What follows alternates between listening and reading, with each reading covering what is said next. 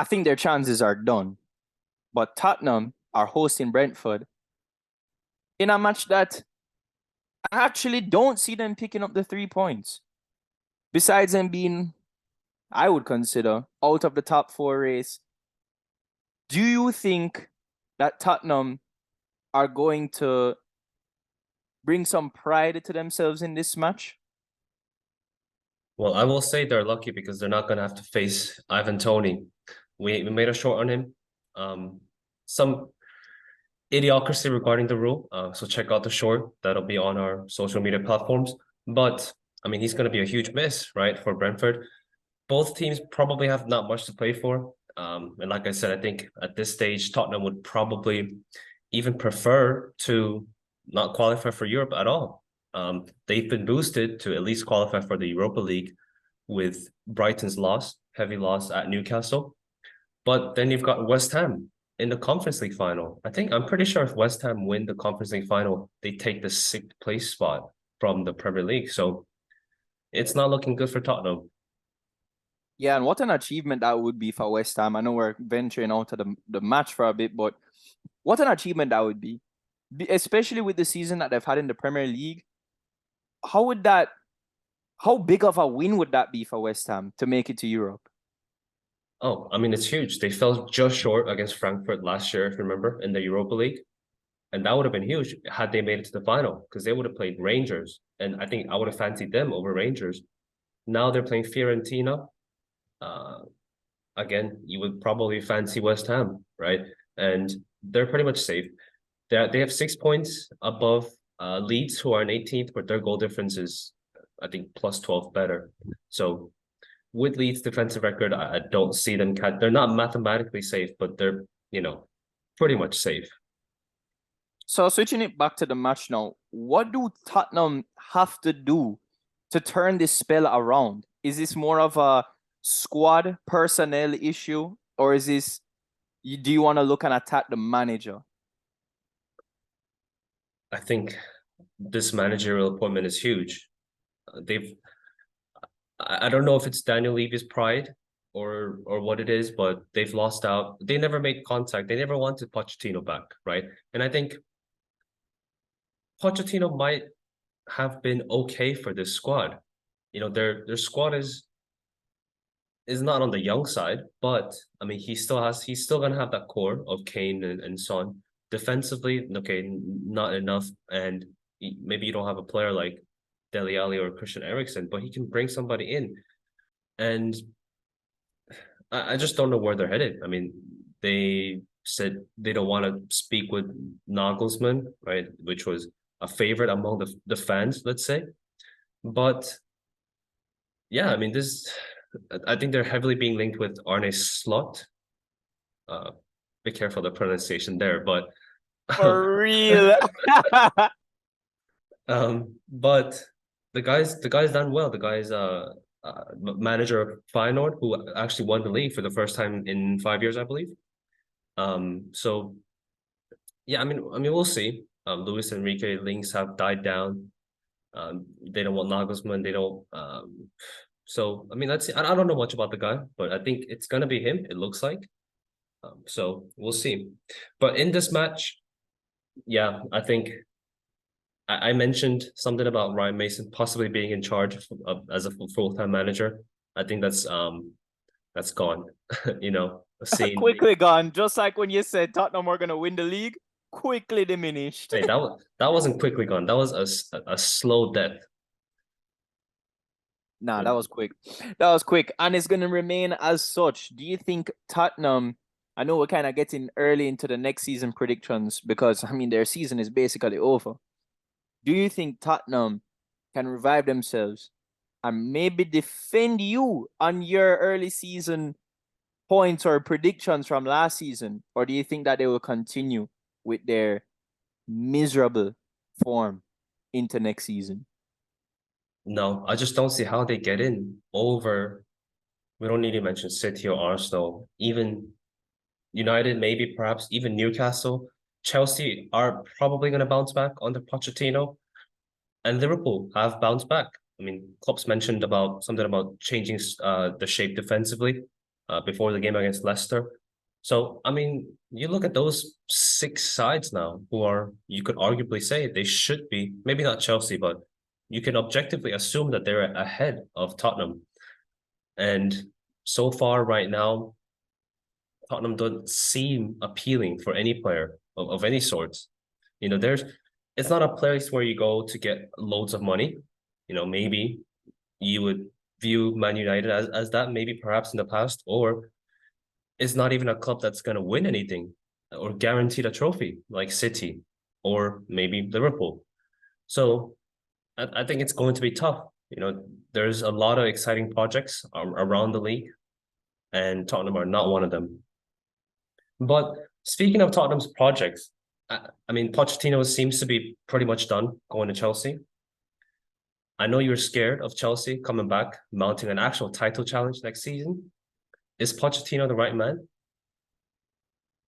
Boy, to say he's the right man is questionable, but can he be the right man? Why not? I mean, he clearly, I would say, in recent years, he has been Tottenham's best manager. If we're being real, I mean, maybe it's not saying a lot, but he's the one who's able to get the most out of those players, out of the players he was working with. And let's be real, like a lot of the team that was put together was thanks to him. So if Pochettino is now given arguably a better squad, he probably could produce more. Or here's the flip side. His expectations have increased. Will more pressure added on his plate be the telling factor for whether or not he's able to perform with Chelsea? Right? Because we always look at managers, how well they do, and then they buck up on Chelsea. They start to become the Chelsea manager, and it's like a whole new thing has come into play. A whole new result for them has come into play. And we saw that with Graham Potter recently. So I wonder if the same effect is going to happen to Pochettino. Well, this is all hypothetical. He hasn't moved there yet. But I wonder if that would happen to him, because, I mean, he clearly can produce good football. But then it's about, what are his expectations? What would Pochettino have to do at Chelsea for us to say he's been successful? I think in the first season, at least, he's got to get the team together. I mean, this is the reason why we don't talk about Chelsea. They all look disconnected. They don't really care about. I can understand the results, but there's a clear disconnect between a lot of the players with each other and the fans. And the question for me is, Pochettino was free in September of 2022 when they sacked Thomas Tuchel. Why didn't they go for him back then? Right? I'm pretty sure he was on their list from what I saw, and it just again goes back to they really rushed into things when they appointed Graham Potter back in September. They supposedly did their due diligence, spent 3-4 weeks on him, trying to actually make sure he's the right man. And I think he could be. Statistically, this may be surprising to all of you, but Chelsea have been decent this season, winning the ball high up the field. And that's what Pochettino wants to do, right? With high intensity.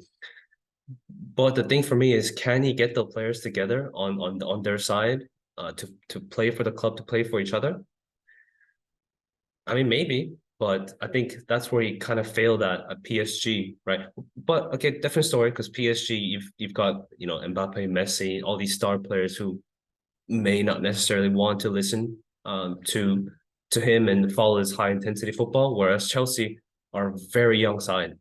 So yeah, that's a great point you bring up, because I was thinking about that when making the comment, like that Pochettino has had an opportunity to work with big names and big expectations, but you're right. I think the level at PSG, as far as the personalities go, is far different than what you're getting at Chelsea. I mean, who can we look at Chelsea that we can really say is of that caliber in terms of name, and not just name, personality, right? Because I think of Neymar and Mbappe, as far as their personalities, is quite different than even say a Sterling.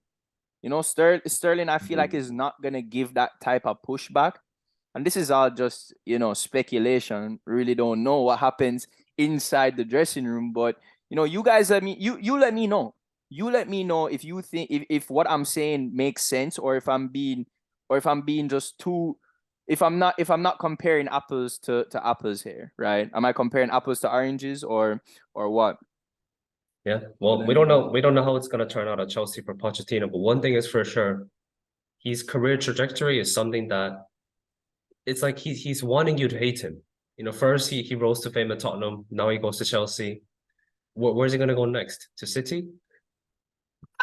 For real, that would be a joke. That would be hilarious. And everybody talking about Pep, Pep is the big talk. No, I wonder if they go on and win the treble, is he gonna call it quits and end on a high, or what? And there's still a big if, because, bro, I mean, I don't think they're gonna beat Inter, but anyhow, Inter beat Man City, I'm gonna be dead laughing, bro. That shit is gonna be hilarious. I mean, I personally don't see it really. Neither do I. I Neither just, do I. I mean, it's you failed, Arsenal failed. I'm pretty sure Inter are gonna fail. I'll make sure United don't fail on That's what I was Saturday about to in say. the FA Cup. The last standing chance. You guys, Man United. But let's talk about you guys now this weekend. You guys are going to be traveling to the Vitality Stadium, Bournemouth. Bournemouth, kind of a weird story for them. A bit of an up and down. They were level on points with Chelsea, and then they did play Chelsea, and then that point standing was not equal anymore. Chelsea did overtake them, leapfrog them. But hey, can Bournemouth now dance with any of the top six in the form of Man United, or will they be taught a lesson once again? No, I mean Bournemouth, their stadium holds what 11,000 people. That's less than one of the. I think that's the biggest stand. That's the biggest stand at Old Trafford. I think holds 15, or maybe not. Maybe that's the smallest stand. It holds 15,000. That whole stadium holds less than one stand of our home stadium. And that town is a beach town, right? It's a lot of old folks going to enjoy the game. And plus, Bournemouth, they actually put out a tweet, a comp of everybody in the preseason saying how, they're gonna go straight back down. They actually made a comp of it and called all those guys out when they were mathematically guaranteed safety. I've never seen anybody do that. Anybody as in any Premier League team, but that's the story of that team. Nobody gave them a chance, but they survived, and that's all that matters for them. They don't care if they lost to Chelsea. It was funny. Chelsea fans were singing that game. We're winning away. We're winning away. How shit must you be? We're winning away. I mean, it was. It's That's just funny still. That's funny. I mean, hats off to Chelsea for acknowledging that they are shit. But also hats off to Bournemouth for one, staying up. staying up, for securing safety. So hats off to them for that. Now here's a question regarding the match. Do you think that after securing that safety, a bit of complacency is gonna hit? A bit of, you know, traveling, summer is gonna be on their mind. What do you think? You think they're gonna step off the gas a little bit against Man U? I think that's where it kind of started. As I mentioned, it's a beach town. It's they lost. I mean, they beat Leeds 4-1. That pretty much got them over the line. But they lost to Chelsea, like I mentioned. They lost to Palace. They shipped forward to West Ham. West Ham, who are still below them in the league. So I think this is going to be a case of when you get to the late season games, you can tell those final balls are a bit lacking, and for a team like Bournemouth who need those final balls to be nailed on to get any chance against these top sides, I think we're going to see a bit more of those glaring mistakes. I think we kind of saw that against Wolves too, from Wolves side, I'll say, because they're guaranteed safety too. So these games often, it's kind of boring for me, because you can tell the quality is not there. Of course, I'll be nervous because my team has stakes in this game still, but it just doesn't compare to when the games are coming thick and fast in December in general. Right. So, yep, you're predicting a coast from the team on the coast I'm in I'm Bournemouth. I'm going for 3-1. I'll give it's a rare occasion when I actually give out a scoreline, but I'll give it 3-1. 3-1, you heard it. Put the bets in from now. Who is a key person to look out for on Man U? Who is your man of the match here? Well, Rashford's back. He should be. I, I'm feeling Anthony's got to score this game. He's been getting into good areas. The last Bro, no, bro. How not clinical has this guy been? How inefficient has he been in front of goal that you called as well? And now he's saying he's gonna score? well, third, oh, maybe I should say fifth time's a charm. He's Oh my, wow. This guy, how many chances does he need? Yeah, I mean he's rightfully being criticized for, but you have to give him credit. I mean he's stepped up. He's improved massively since November, December when I was getting frustrated with him, starting to get frustrated with him, I should say. But he's come a long way, but he needs to take the final end product to that next level. Right. Yeah, I mean, I hear you. Look, I mean, even me, I'm not gonna praise Anthony yet. I don't think he deserves any praise really. I don't think he's done anything. Well, you did like him to begin with. I remember That's you. what I, Yeah. that's what I'm saying. I rated him. I rated him as a player, but I'm talking about his Man U career, right? Strictly looking at his Man United career, I don't think he's done anything that deserves praise. However, I think it's too early to give him the criticism that he's getting. I think we just need to give him some time as a football community in order to truly make a proper assessment and judgment on this. We can look at Grealish. Everybody was calling Grealish the 100 million waste, blah blah blah, ray. And look at how important he's come up in City's treble chances. Nobody wants to talk about it though. Who now is coming out saying, "Oh, Grealish has been worth the money"? Nobody is saying that. But I want to ask you: has Grealish now shown the world that he's worth the 100 million? No, not yet to me. Not yet. At least on the path. No. Still no? Like you're still gonna call him a waste? I wouldn't call him a waste, but he's not showing 100 million pounds worth. 100 million pounds worth should be getting you 30 goals and assists every season. And I know we can't just focus on the numbers, but you've got to. How else are you going to prove it? Chances created, okay, but you've got to bring the end product if you're costing that much money. And I say this before, I'll never criticize a player for their price tags. I'm not here saying Grealish is a flop. That he shouldn't. I mean, he didn't set the price. Like I always say, he didn't set the price. But I'm gonna have expectations a lot higher than that for a player who's cost that much. And maybe that's unfair on the player, but I mean that's just how it is. And I really think the market's gonna chill now. I mean, 30, 40 mil is the new 10 million of 10 years ago. You know, Oh yeah, everybody absolutely. it's just it's insane. And I think that's where the perception gets skewed a bit. Because I think especially in older generations, people hear the numerical figure and they're just like, oh, 100 million for this? No way. But the reality is 100 million, what was 100 million back then is not 100 million today. And I think that's recognized, I think, across the board, but I don't think it's practiced. I don't think we apply that in our thinking. I think we apply it selectively. We want to use it when it goes to our favor, and we don't want to use it when it doesn't go to our favor. But I mean, that is what it is. That's how it's always going to be in football. Yeah. Let's backtrack a bit now to Liverpool versus Villa. Again, Jack Grealish's old club. And we can kind of tie that in actually because there's two players on Liverpool who we could point out right now. Funnily enough, not in the attacking section. Van Dijk and Alisson, both record signings in their respective positions. 75 million for a centre back, and how much was Alisson? I think also 70 Close million or to it, yeah. something. Yeah, so and obviously we can't judge them the same as how you were saying the end product is what's needed from a player of that price tag, but everybody was giving Liverpool shit for that. Now, people have, I think, come to terms and collectively recognize that as those are two good pieces of business.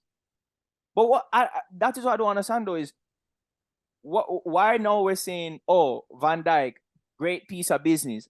But then it's still also we could say, but that's 75 million. You know what I'm saying? And yet we're still saying, oh, it's good business. It's still a lot of money. And I think it goes back to what you said. We apply it when it favors us. So because we believe that Van Dijk was a good signing, we're gonna say, yo, Van Dijk, 75 million, it was worth it. But when we're talking about Grealish, we don't believe that. So we want to apply it differently for Grealish. What do you think about that? Well, so let me put it this way. Assuming the results are going to be the same, for your club, would you rather sign Grealish for £100 million or Van Dijk for £75 million? Yeah, I think at the current state it's a no-brainer. But again, it comes back to what I was saying earlier about Anthony. We still need to give them time. Like these guys are babies in the system. This is what Grealish's second season at City. Yeah, second. Come on, bro. Like this guy has got to at least a full contract. How long is his contract? 5 years? Let's give him that contract spell and then we make an assessment on it after that. To be honest, for me, those two instances, I think it just comes down to the narrative around the situation they came in. Grealish Yes. came into a side that's already winning. They're going to win 3 in a bounce, but they had already won the league the year before Grealish signed. Whereas Van Dijk came in, straight up took them to the Champions League final, scored, was it 97 points in the league and didn't win the league? And then the next season, they won the Champions League as well as the league. So you kind of look at that and say, oh yeah, Van Dijk and Alisson have come in and elevated that team to that next level. Whereas it is not fair. I mean, how much higher can Grealish take City to the next level when a team was already there? But I think that's just what it just comes down to. Well, when you look at the treble situation now, if they go on and win the treble, will you have a different talk? Not for me still. Grealish was not the most important part of the team, to me at least, like Van Dijk and Alisson were for Liverpool. Okay, I can hear that. What do you think though? You let us know what you think in the comments. Who would you rather? Grealish for 100 million or Van Dijk for 75 million?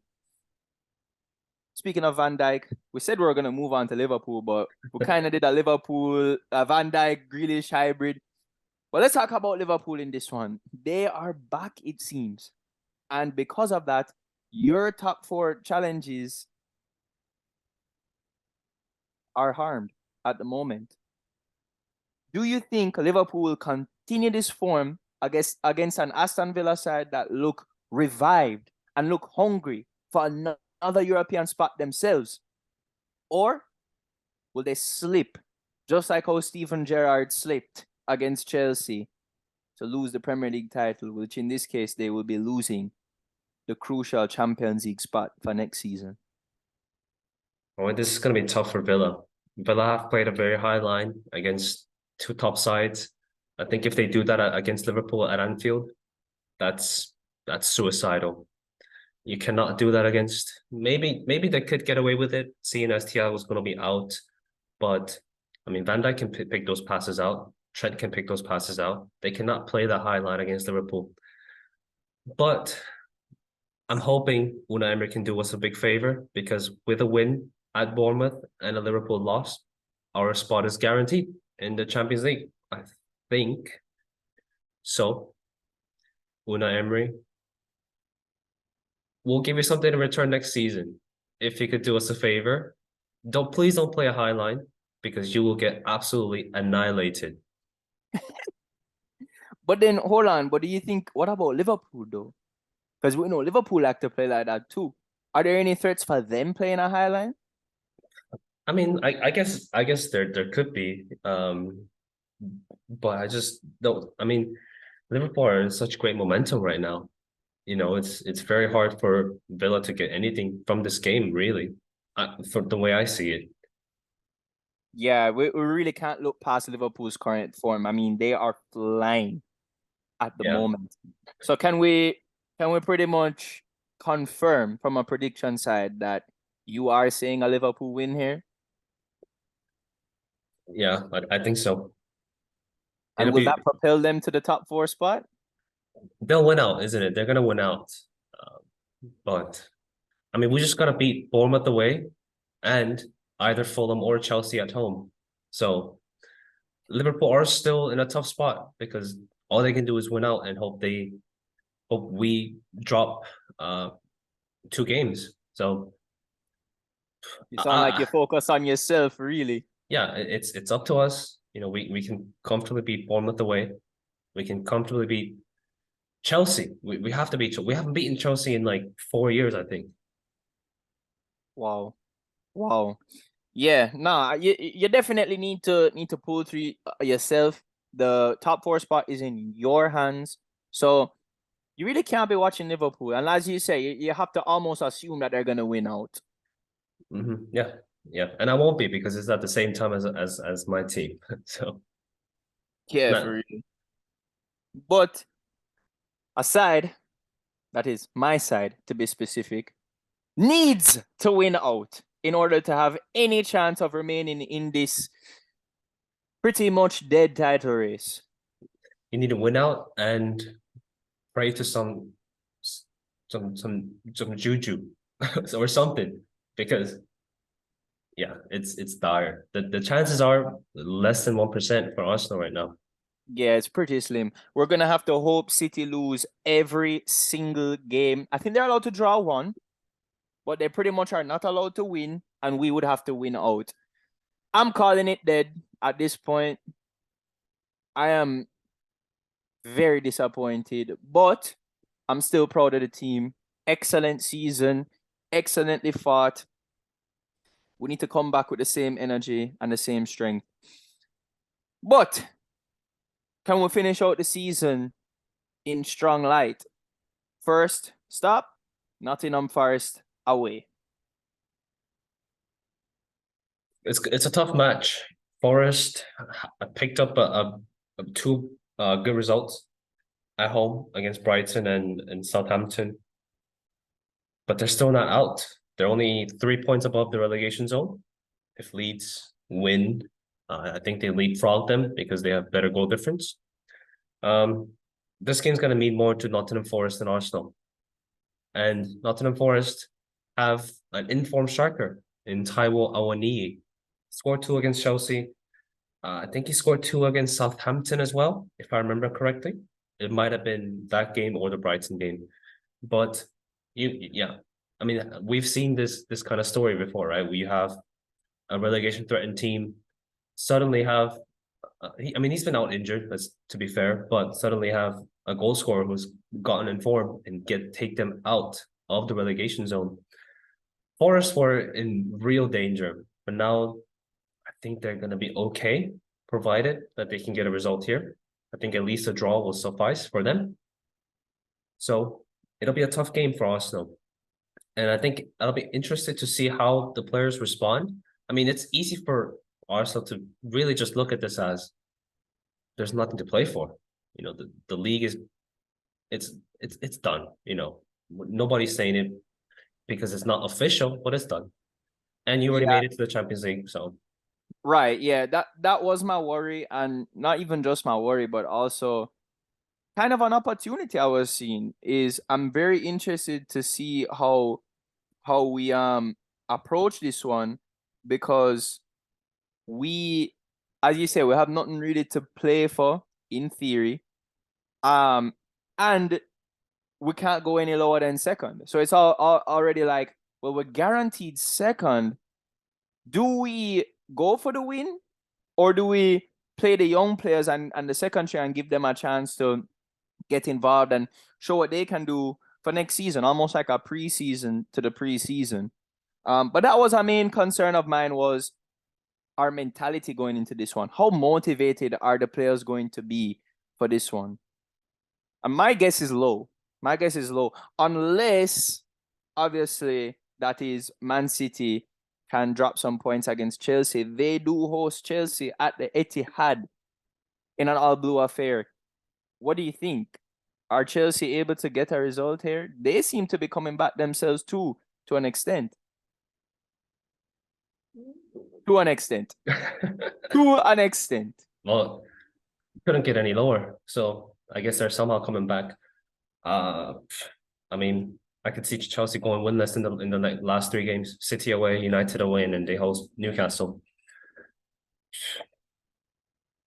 Maybe if City rotate, I mean this depends, right? If Arsenal drop points on Saturday, City are already crowned champions. So there's no point in playing these games. Their focus is all going to be on the FA Cup final now and the Champions League final once the league is finalized, which again is just a formality. I mean, this could be a 6-0 for City, like we saw against Chelsea when I think it was Maurizio Sarri, right? When he was the Chelsea manager.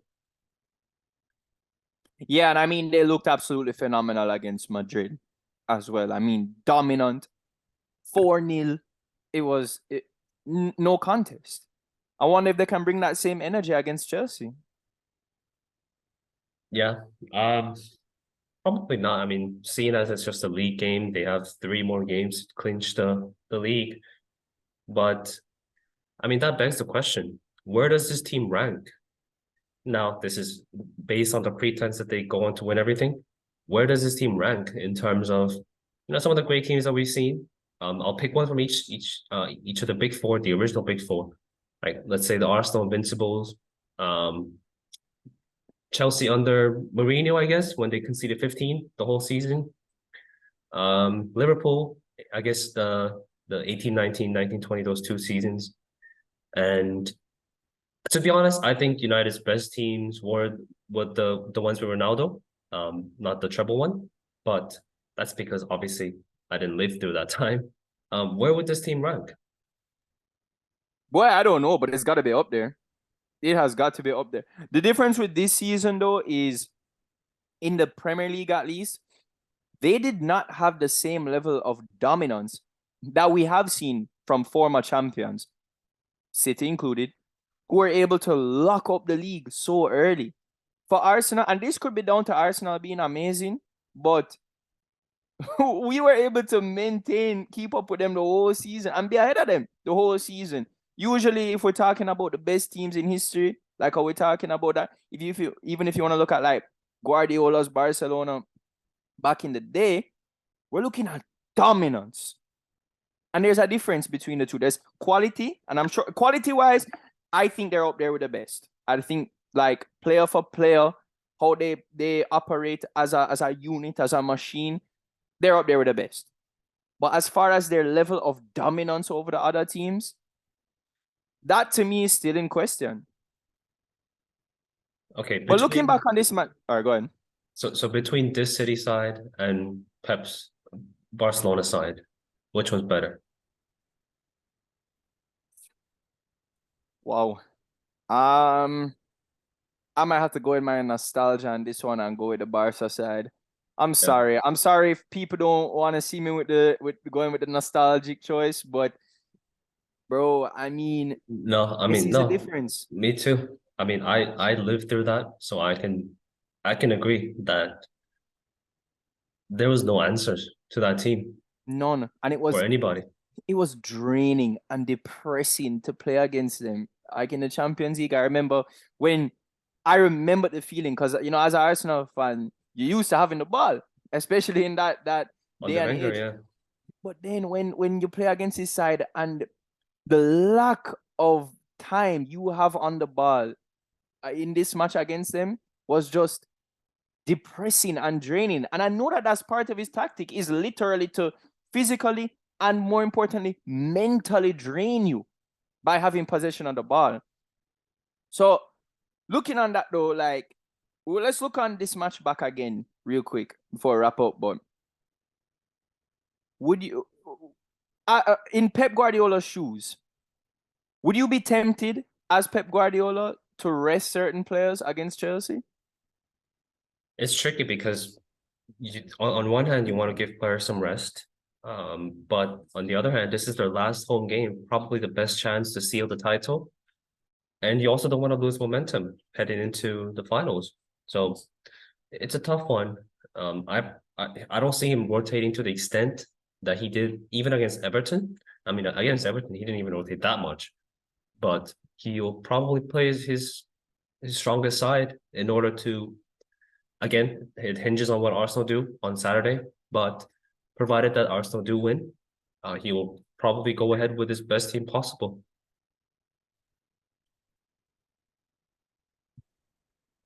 I don't like talking about this, but I mean, it is what it is.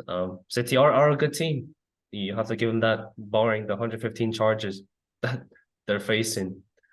But just briefly, we'll touch on Newcastle. They beat Brighton 4-1, who rotated very heavily. I think that pretty much confirms their spot. This was their tough game. Brighton at home. Well, they still got to play Leicester, who are challenging for safety at the moment. So more like coasting to relegation, I would say.